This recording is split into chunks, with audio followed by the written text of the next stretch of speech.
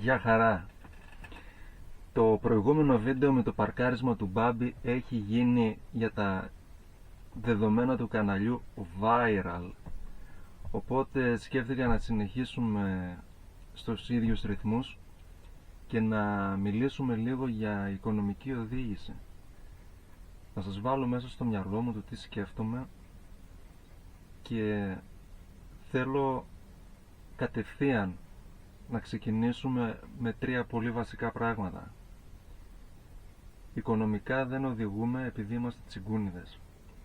Οδηγούμε γιατί για κάθε σεντ καυσίμου που μπορούμε να κερδίσουμε σε κάθε χιλιόμετρο, αυτομάτως η εταιρεία μας γίνεται πιο ανταγωνιστική, γιατί μπορεί να έχει πιο χαμηλά τις τιμές και σημαίνει αυτόματα ότι δεν θα μείνεις ποτέ από δουλειά. Το δεύτερο είναι ότι ευτυχώς ή δυστυχώς το δυσκολότερο με το eco-driving και αυτό που αυξάνει την κατανάλωση είναι το βάρος. Αλλά το βάρος είναι αυτό που μας φέρνει έσοδα.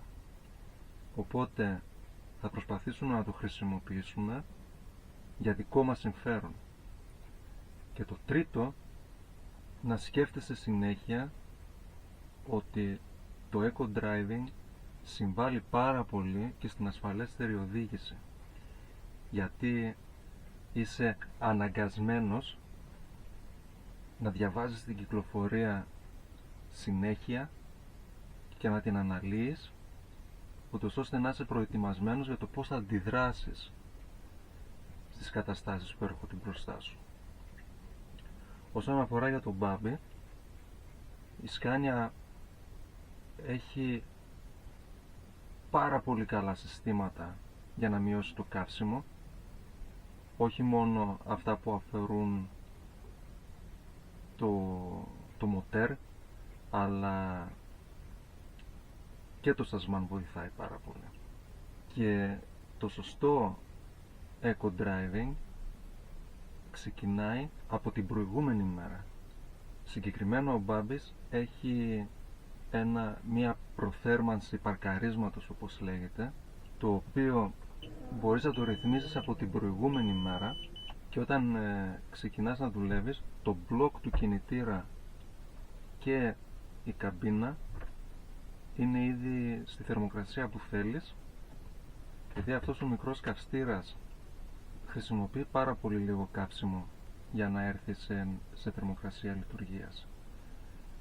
Εδώ έχω ποιες μέρες δουλεύω και τι ώρα θέλω να είναι ζεστό, τη θερμοκρασία και αν θέλω το μοτέρ και το κουπέ. Εγώ τα θέλω και τα δύο. Τώρα δεν έχω ξεκινήσει ακόμη, γιατί το ρελαντί είναι ο μεγαλύτερος εχθρός σου. Σκέψου μόνο ότι 7 δευτερόλεπτα στο ρελαντί χρησιμοποιούν το ίδιο καύσιμο με κάθε κίνηση που κάνεις. Δηλαδή, σε έναν υπέροχο κόσμο, αν ξέρεις ότι θα είσαι σταματημένος κάπου για περισσότερο από 7 δευτερόλεπτα, αν κλείσεις το μοτέρ, έχεις κερδίσει καύσιμο. Φυσικά σε πολλές περιπτώσεις είναι αδύνατο να μην πάει το αυτοκίνητο στο ρελαντί, και κατά δεύτερον δεν θέλουμε να το σβήνουμε το αυτοκίνητο συνέχεια, γιατί το starter, η μίζα, τρώει πολύ ξύλο για να ξεκινήσει το μοτέρ, οπότε δεν θέλουμε να το κάνουμε πολύ συχνά. Αλλά όταν ξέρεις ότι θα σταματήσεις για 1, 2, 3 λεπτά, σβήσε το μοτέρ, κερδίζεις πάρα πολύ καύσιμο. Ας ξεκινήσουμε. Δεν έχω ξεκινήσει ακόμη το αυτοκίνητο. Θα μου πεις πρέπει να μαζέψεις αέρα. Συγκεκριμένο ο Μπάμπης είναι πάρα πολύ καλά συντηρημένος, οπότε δεν χάνει καθόλου πίεση στα δοχεία του. Βλέπεις, είναι ακόμα γεμάτο. Να φυσήξω.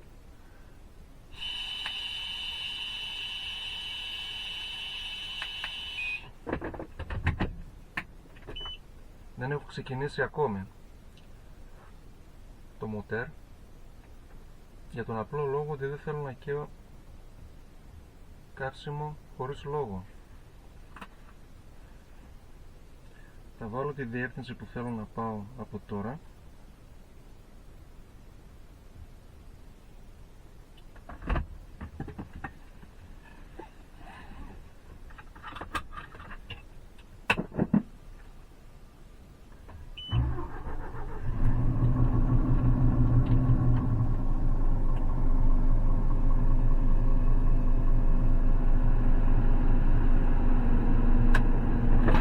Τα λαδάκια ανέβηκαν, οπότε φεύγουμε κατευθείαν. Τώρα, το πρώτο που συνηθίζω να κάνω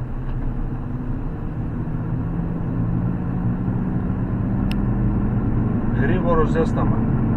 Το πατάω και τώρα τι κάνει ο μπαμπίνος? Κάθε φορά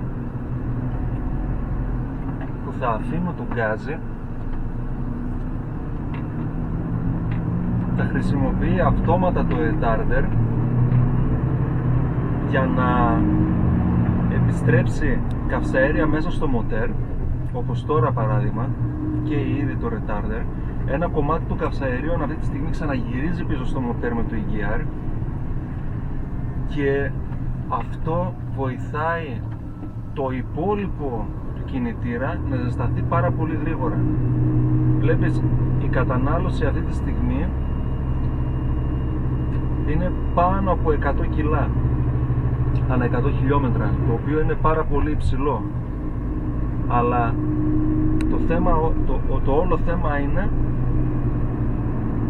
ότι θα κερδίσουμε αυτό το καύσιμο αργότερα.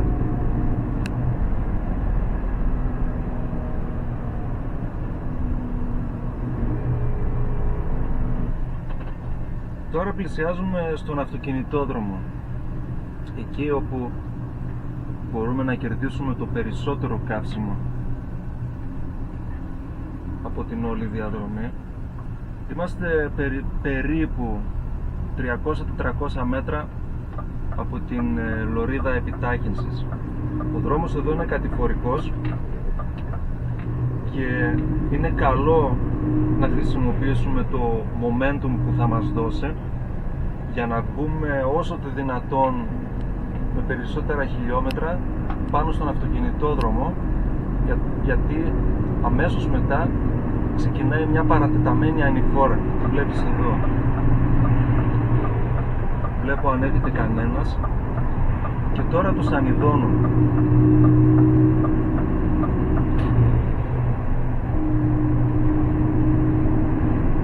Τώρα θα μου πεις eco driving και σαν είδωμα. Ναι. Μόλις φτάσω στα 80 βάζω τον αυτόματο.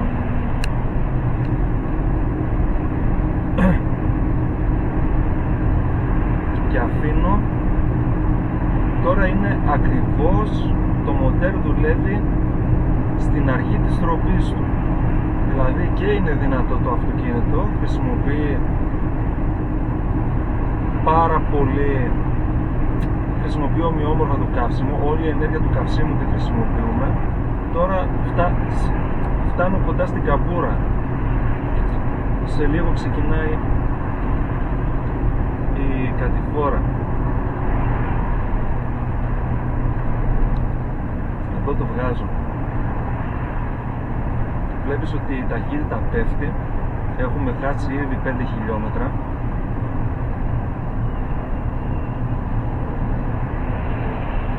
Το καύσιμο έχει κλείσει τελείως.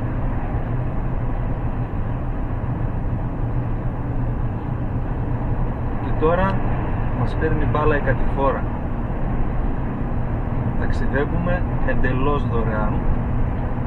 Το μόνο που θα κάνω είναι να του πω μη πας παραπάνω από 90.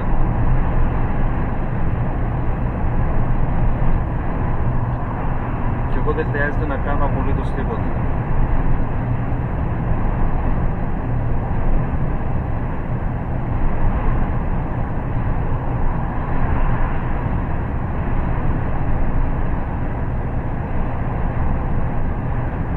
Τώρα η ταχύτητά μου αρχίζει και ξαναπέφτει, γιατί αρχίζει η επόμενη κατηφόρα. τέρμα τα γκάζια.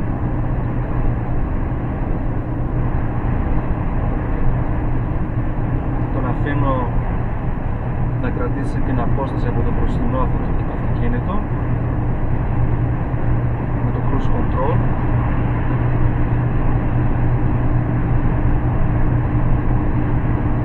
Και θα πάμε μέχρι τη μέγιστη ταχύτητα. Το Σασβάν είναι αρκετά έξυπνο. Φυσικά πολλές φορές πρέπει να επέμβω, γιατί παίρνει λάθος πληροφορίες και το αποτέλεσμα δεν είναι ακριβώς αυτό που θέλουμε. Αυτή τη στιγμή η μέση κατανάλωση είναι 26,5 κιλά ανά 100 χιλιόμετρα, η οποία είναι περίπου η μέση κατανάλωση που θέτει η Scania για το συγκεκριμένο μοντέλο και τις συγκεκριμένες προδιαγραφές που έχει αυτό το αυτοκίνητο. Οπότε, όσο είμαστε κάτω από τα 26 λίτρα, έχουμε σίγουρα κερδίσει κάτι. Ας βοηθήσουμε τον συνάδελφο που μαθαίνει μέσα εύκολα.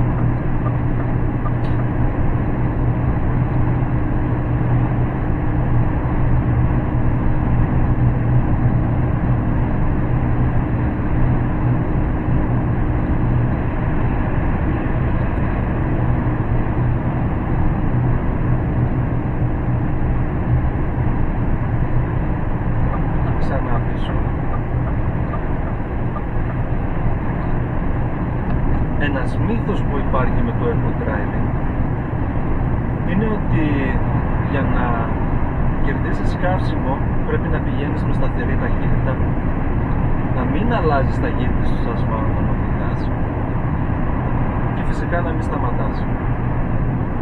Είναι αυτό που λέμε η μέση ωριαία ταχύτητα να είναι όσο το δυνατόν πιο σταθερή, που αυτό σε κάνει αργό. Στη δουλειά μας το να είσαι αργός είναι μειονέκτημα. Οπότε αν κερδίσω μερικά σέντ του ευρώ καύσιμο αλλά αργήσω να φτάσω στον πελάτη μου, έχω χάσει περισσότερα. Οπότε δεν μπορώ να είμαι αργός. Η λύση είναι να βρίσκεις τη σωστή ταχύτητα. Και το δεύτερο είναι το βάρος που κουβαλάς το κάνεις φίλο σου. Η μεγαλύτερη κατανάλωση καυσίμου συμβαίνει στα πρώτα μερικά μέτρα από την εκκίνηση. Εκεί είναι που χρειαζόμαστε τη μεγαλύτερη ροπή και το και το δεύτερο είναι το momentum. Πώς θα χρησιμοποιήσω περισσότερο τη φόρα που έχω. Γιατί αυτή τη στιγμή π.χ. ο Μπάμπης ζυγίζει 16,5 τόνους και αυτοί οι 16,5 τόνοι είναι πάνω σε ρόδες. Αν προσπαθήσω να παράξω τις σωστές συνθήκες, μπορεί να τζουλάει επάπειρα, να μην σταματήσει ποτέ.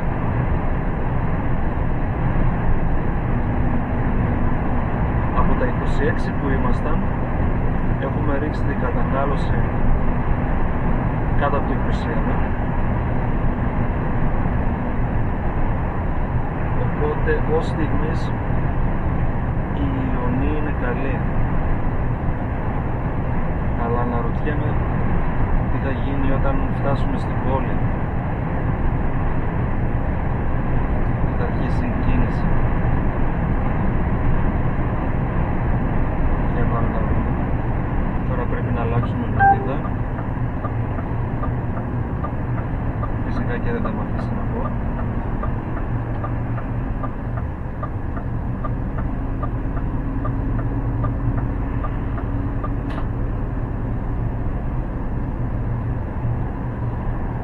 Έχω ήδη αφήσει το γκάζι επειδή βλέπω ότι έχω μπροστά μου κατηφόρα και το αυτοκίνητο μπροστά μου είναι αρκετά κοντά.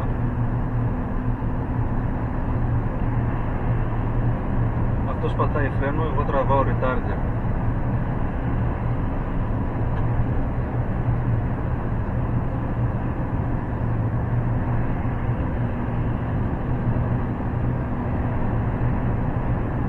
Τώρα βλέπεις ότι η κίνηση όσο πάει πυκνώνει, οπότε έχουμε περισσότερα πράγματα να δούμε γύρω γύρω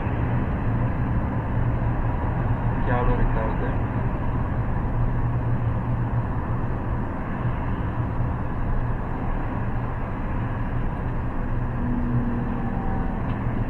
Δεν με ενοχλεί καθόλου το συγκεκριμένο αυτοκίνητο που είχε μπροστά μου.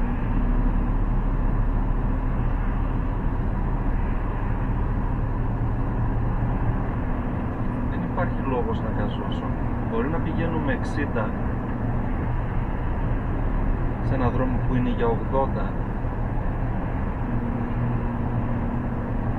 αλλά το μόνο που θα καταφέρω αν γκαζώσω είναι να κολλήσω στο αυτοκίνητο από μπροστά. Δεν υπάρχει κανένας λόγος.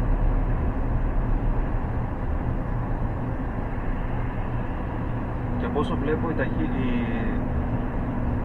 η κίνηση αυξάνεται συνεχώς, που σημαίνει ότι αργά ή γρήγορα θα σταματήσω ούτως ή άλλως. Δεν θα τη γλιτώσουμε.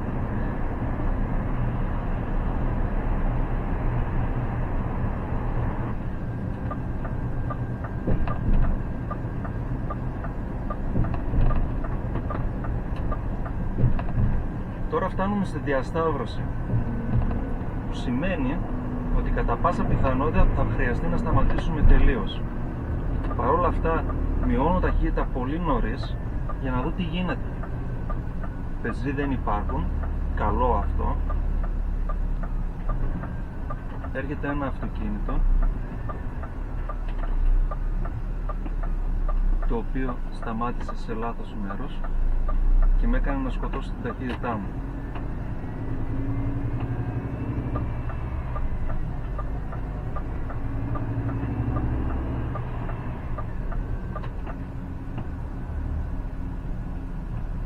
Το αφήνω να ρολάρει μόνο του. Δεν υπάρχει λόγος να φτάσω στο φανάρι και να περιμένω εκεί να γίνει πράσινο. Γιατί το ρελαντί, ευτυχώς ή δυστυχώς, τρώει αρκετό καύσιμο. 1, 2, 3. Ήτανε λιγότερο από 7 δευτερόλεπτα, που σημαίνει ότι ακόμη και αν το έσβηνα το μοτέρ δεν θα κέρδιζα τίποτα απέναντία στα χάνα.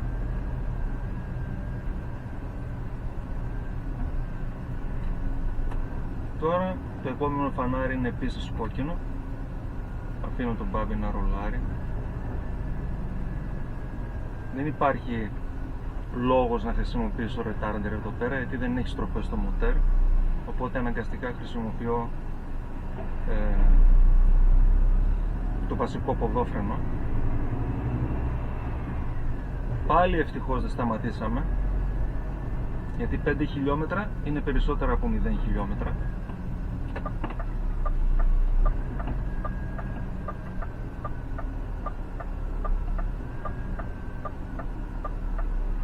Και εδώ δυστυχώς έχουμε φτάσει στο αναπόφευκτο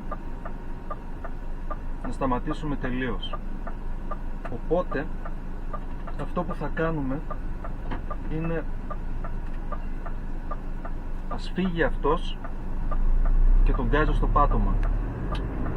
Μόλις αλλάξει τα αφήνω. Τώρα δεν κάνω τίποτα απολύτως.